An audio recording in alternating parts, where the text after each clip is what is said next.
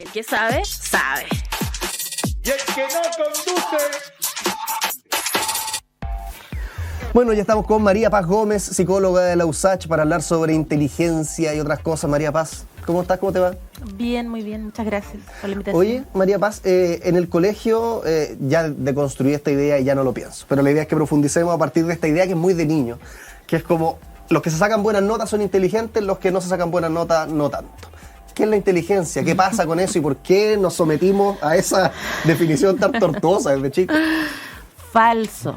Sí. Absolutamente falso.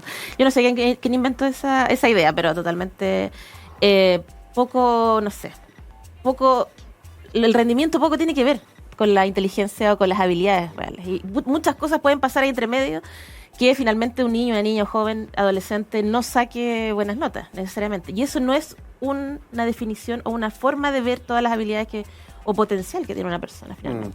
¿Cuál es la forma más, no sé si decir precisa, porque ni siquiera es medible, partamos por ahí, ¿es medible la inteligencia? Esa es la gran pregunta. Porque cuando nos ponemos a medir, es como un arma de doble filo también, porque... Es que ¿Por qué queremos medirlo? Claro, primero, súper bueno es cómo, por qué y cómo, finalmente. Y ahí viene toda una discusión teórica del siglo XIX, muy compleja. ¿Quién creó los test de inteligencia? ¿Para qué se crearon? Siempre midiendo mucho a cierto grupo, ¿no es cierto?, socioeconómico, hombres, etcétera. Mucho de eso viene y queda hasta ahora, de alguna forma, todo lo que tiene que ver con el CI, por ejemplo. Y lo otro es, claro, es cómo medimos y para qué. Yo creo que esa es la segunda parte mucho más importante, porque ¿qué vamos a entregar con lo que encontremos? ¿Qué apoyos? ¿Cómo vamos a potenciar? ¿Qué en el caso que lo que yo estudio? Etcétera. Porque el miedo que a mí me pasa, y que tiene que ver con el para qué, de repente ahí tú me podrías ayudar a profundizar en eso, es que puede ser mal usada también esta información, porque nos faltan las mentes malvadas que dicen, midámoslo, para ver quiénes son los que sirven, y dejemos afuera a los que no sirven. No claro. Estoy exagerando, pero se puede dar como para eso, en malas manos. Ya, yo creo que, claro, una forma así bien, un futuro eugenésico. Exacto. Podría ser, pero sí. No creo hoy en día, espero que no. ¿Y hoy en día cómo lo medimos entonces? ¿O se puede? Se puede, yo creo, pero hay que tener una mirada como bien amplia, holística, y no solamente quedarnos como pegados en una cosa, diría yo. Porque está, por ejemplo, el CI, que sabemos que es una medición que tiene muchos años, es bien controversial, que mide una forma de manifestar, de mostrar la inteligencia, tal vez. Pero hay otras, múltiples más. Uno puede mirar incluso a una persona y ver cómo ejecuta, cómo hace, puede ver su creatividad, por ejemplo, que es algo que poco se incorpora al concepto de inteligencia. La parte emocional también es importante. Entonces, es como un todo que hay que ir mirando y no solamente es llegar y aplicar un test así como así, de así a primera, digamos. Y nada es tan rígido, me recuerda un poco esta gran revolución, diría yo, en psicoeducación que ocurrió, yo creo, en los últimos años, donde pasamos, en vez de hablar de autismo, por ejemplo, a trastorno del espectro autista, y convencernos de que no todo es gris y negro. O sea, no hay 5, 6, 10, 2, 3 tipos de inteligencia. No hay por qué ser tan cuadrado, ¿no? Pueden haber cosas y vivir en una nebulosa también. Puede haber un espectro de cosas. Espectro. Exacto. Bueno, hoy día, todo esto el día de concienciación del autismo, importante ahí. Claro, ese cambio que se hizo justamente a entenderlo mucho más como algo que pasa por muchas tonalidades, por así decirlo, con muchos matices. Y creo que la inteligencia también es mucho de eso. O sea, podemos ver una inteligencia a través del rendimiento, pero es muy reduccionista esa forma de verlo. Y de hecho, lo que tú hablabas del CI, que en su momento el primer test que se armó para CI debe haber sido, no lo vamos a negar, un gran avance, digamos, en lo que fue la psicología, pero uno lo mira con ojos de los tiempos presentes y literalmente lo mira, porque yo encontré en su momento una imagen y aparecía como distintas caras. No sé si lo he visto, pero parecía como una cara, bajo los estándares de hoy, alejado de la belleza hegemónica, alguien con una nariz gruesa, quizás pómulos más hinchados, y otra persona más estilizada, y te hacen elegir quién es la persona más bonita. Entonces te das cuenta, esto hace 100 años, pero ahí te das cuenta que claro, como lo que en ese momento parecía totalmente natural para medir la inteligencia, 100 años después es un absurdo. Claro, y están las concepciones, las conceptualizaciones, cómo hemos ido entendiendo la inteligencia y cómo ha ido mutando eso también a través del tiempo. Entonces, por un tiempo y yo creo que todavía se mantiene un poco de saberes, de conocimientos puros, digamos, y la otra cosa es también lo que sabemos hacer. Y yo creo que eso hay que irlo incorporando y mirándolo mucho más amplio. Pasemos al siguiente tema, porque tú has estudiado mucho las personas con altas capacidades. ¿Qué se tiene que dar o en qué me puedo fijar yo, ya sea en mí mismo o en compañeros, para saber si esa persona, su inteligencia sea cual sea, es superior quizás por mucho a la de su entorno? O también puede pasar lo contrario, puede ser como muy inferior a la de su entorno. Cuéntanos como esas personas que se salen de repente. Claro, es que yo creo que mirándolo de la perspectiva como de la diversidad humana, digamos, hay de todo. Hay una curva que donde hay centros extremos, digamos, hay obviamente No, personas, picos, valles. claro. Entonces personas que salen, digamos, para un lado y para el otro. Nosotros siempre estamos buscando hacia la curva tradicional, digamos, hacia la derecha, que es como la alta capacidad. Pero no solamente desde un punto de vista del CI, sino que holísticamente se habla mucho de elementos socioemocionales también, que es una condición más dentro de todas las que pueden haber, que tiene que ver con un alto, no solamente un rendimiento o un desempeño, perdón, superior a la norma de los mismos pares, sino que también con una actitud hacia el aprendizaje diferente, mucha motivación, querer aprender, ser voraz para aprender, y también, por ejemplo, mostrar mucha sensibilidad, mucha intensidad en las emociones, entre otras cosas que se pueden decir de la condición. Pero es bastante compleja y se da un 10 a un 15%, o sea, tampoco estamos hablando de que sea algo como súper raro, y que se den muy pocos. Está en todas las aulas presentes.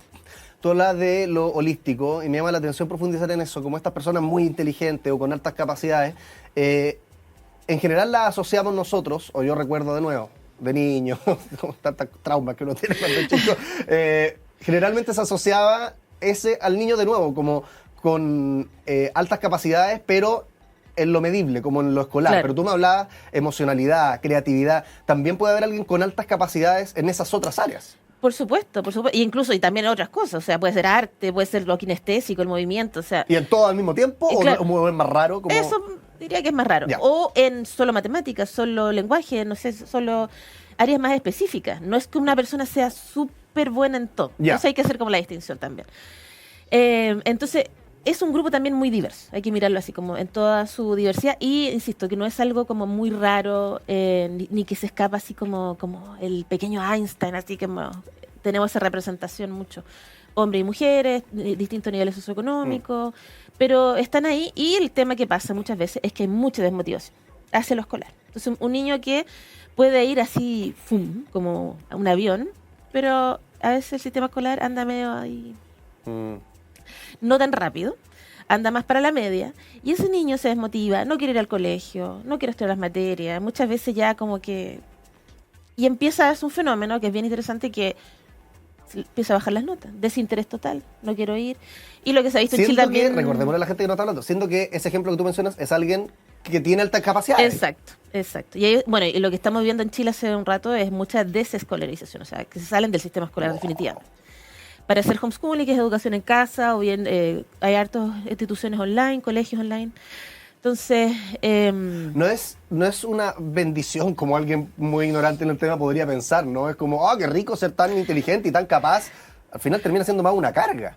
Puede llegar a serlo si es que no se aborda, si ese es el tema. Yo creo que ahí está el punto, porque es algo bonito, uno puede mirarlo con todo el positivismo del mundo que quiera, pero también pasa que no recibimos el apoyo. En Chile no tenemos el piso legal para, como por ejemplo el autismo.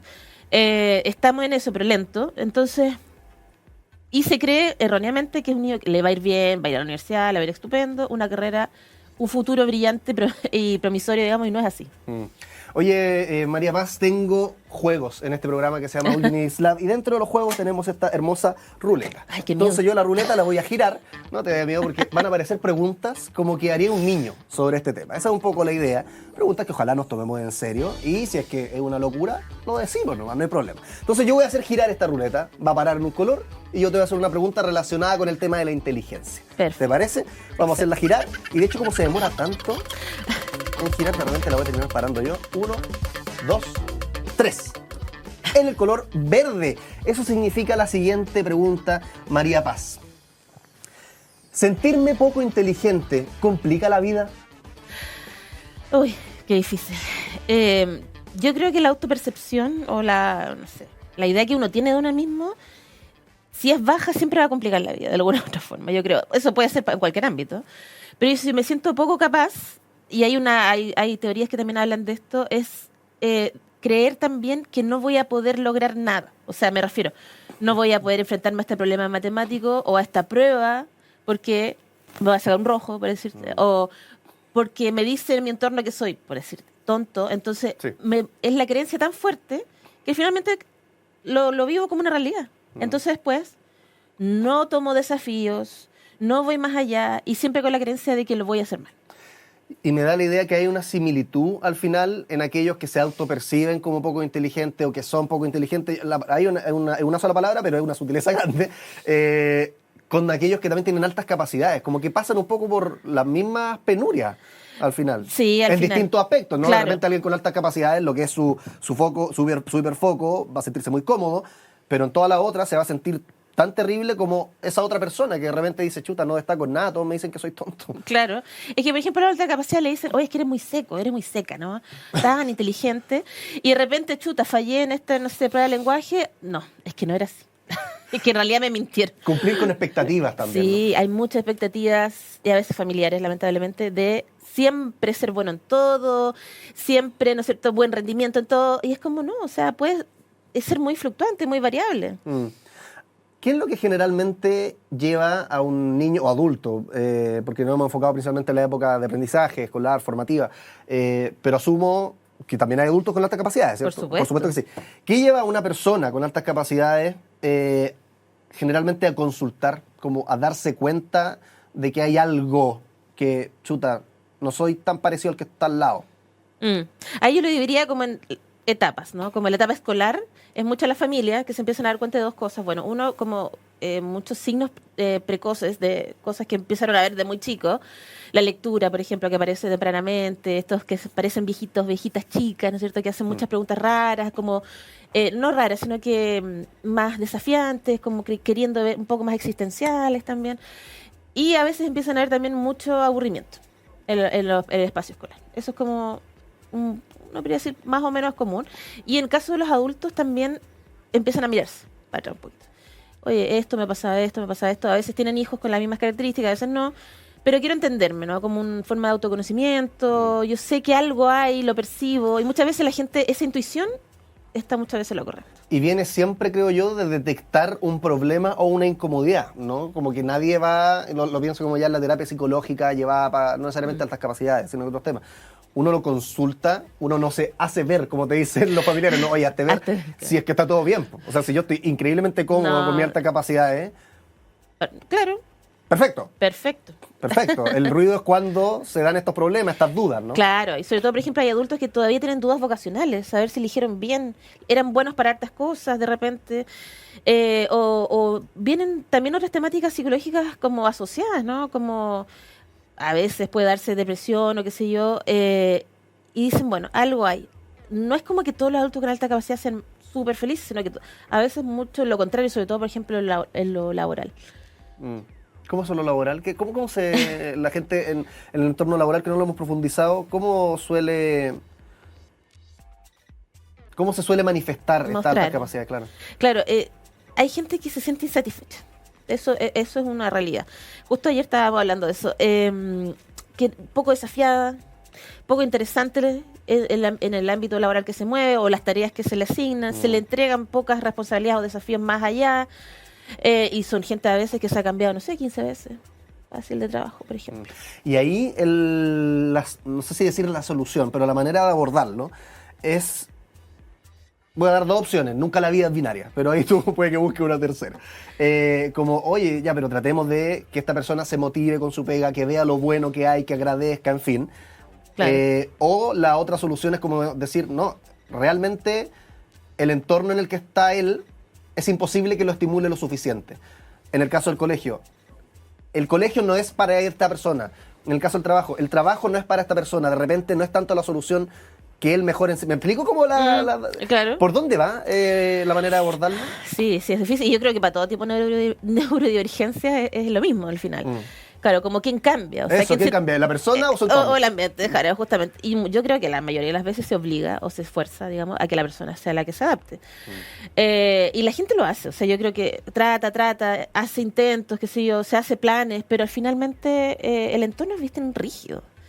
Y a veces más rígido, por ejemplo, mujeres talentosas que se desempeñan, no sé, en lugares bien como de ingeniería, de matemática, como más rígidas todavía. Entonces siempre pedimos que ya, logren, adapten, pero ¿qué tanto cambiamos nosotros? O sea, como la estructura. Creo que poco. Y de nuevo, esta gente que escapa como a la campana, ¿no? Donde estamos el montón, quizás yo, tú que nos estás escuchando por temas estadísticos, lo digo, lo más probable es que uno esté como en un montón. Los que se escapan de esto, por altas capacidades o lo que sea, esas personas en general tienen más facilidad, menos facilidad para adaptarse a su entorno. Es como un desafío donde uno dice, chuta, esto puede que sea más complicado para él porque justamente tiene altas capacidades, ¿o no? Voy a la típica respuesta de la psicología. Depende. Vamos. Sí, veamos todos los casos. Pues. Sí, no. Es que obviamente, lo que pasa es que yo creo que había una tendencia como más de, no sé, simbólica socialmente, de decir, oye, gente con alta capacidad es como socialmente inadecuado, inadaptado, como que va a quedar así. Tal cual, ¿no? es amigo, o son más resilientes. Pero también se da mucha, a veces, buena adaptación, a veces sobreadaptación. También hay que decirlo, o sea, como fuerza un poco, enmascara, que sea mucho la alta capacidad, ¿no es cierto? No muestro tanto que soy inteligente para encajar al grupo, o bien tengo una vida social normal, común y corriente como todo el mundo y tengo afinidades o grupos más pequeños, o sea, puede darse y también pero también hay que respetar esa, por ejemplo, sensación de querer estar más solo, tener esos espacios como de soledad para reflexionar, pensar, leer, lo que sea, y las personas, o sea, si tenemos un ambiente que respeta eso, no hay problema, digamos. Oye, el problema es cuando no. ¿Qué tan común, María Paz, es encontrarse fuera de este montón, quiero decir, esta campana de Gauss, ¿no? Altas capacidades? ¿Es probable que en nuestra pega conozcamos a alguien así? ¿Es así de frecuente? Todo el rato. En la academia, en todos lados. Y yo creo que sí, efectivamente. O sea, si hablamos de un 10, 15, incluso hay gente que habla de un 20, depende cómo lo Un miremos. 20% de la población. De la población. Ya, pero eso es demasiado. Es mucho, pero un 10 diría que es el estándar que... Y sigue siendo alto. Y es harto. Es harto, porque uno cree que están casi que escondidos en una biblioteca. Claro. Ese es como el feo prejuicio, ¿no? Se refuerzan los estereotipos. ¿No? Se refuerza. Oye, pero es que hay muchos niños con alta capacidad que le aman la biblioteca. ¿Y por qué será Incluye eso? a mi hija ahí en eso. ¿Por qué será eso, Mariaba? Porque la hay biblioteca es muchos fabulosa. prejuicios, estereotipos, ¿no? En Los Simpsons aparece el chico Claro. inteligente con lente en la biblioteca, ok, pero eso es una burla y un meme. Pero es real también. ¿Por qué tienen como más una obsesión con esos espacios de conocimiento, de letras, de... Sí, bueno, es que muchas veces son lectores voraces. Yo fui así. Entonces era como, ay, necesito leer siempre. Y la lectura es muchas veces un refugio, es un medio interesante para conocer otras otras cosas, otro conocimiento, etcétera. Entonces, es así. Y la biblioteca, yo sé que no todo el mundo comparte esto, pero es un lugar rico, silencioso. Es zen. Es zen, o sea, ¿por qué no? Y de verdad que no es tan estereotipado, pero igual uno lo piensa así. Los niños, muchos niños con alta capacidad, aman la biblioteca, pero así también otros aman lo físico. O sea, Y el deporte. El deporte, claro, de todo. Hay de todo. Hay de todo en el jardín del Señor, decía mi abuelita María Paz Gómez, psicóloga de Lusacho. Y muchas gracias por hablar de este tema tan interesante y como romper esta estructura al final. O sea, ¿cuántas inteligencias existen? ¿Qué importa? Es la inteligencia y tanto más. No sé, ¿algo que agregar? Sí, no, o sea, yo solamente quería ampliar un poco esta visión de la inteligencia, que queremos tomar la SIC, tomar la SAC, el CI, que no sé, que las múltiples. Pero yo creo que más importante es como tener esta visión holística de que la inteligencia no siempre es lo que creemos en nuestras mentes. Es como que no es este niño, o sea, esta persona que sabe mucho y que es como de biblioteca, así, o sea, que es una biblioteca andante y que sabe mucho conocimiento. Hay muchas formas de Y no nos mostrarlo. define también. Yo creo que eso es muy Y no los importante, define. ¿no? Exacto. Lo define como su, no sé, como su entero, digamos, en lo emocional, en lo intelectual. O sea, es mucho más que en su interacción con el otro. Y no solamente una etiqueta. Digamos como... Claro. El inteligente, el tonto, por favor, dejemos eso atrás. Eso. Ya estamos. Ya estamos hasta aquí. Ya con estamos los- hasta aquí. Ya, María Paz Gómez, psicóloga de la USACH. Seguimos haciendo un aplauso con nuestra invitada. Seguimos haciendo el Unity Slam.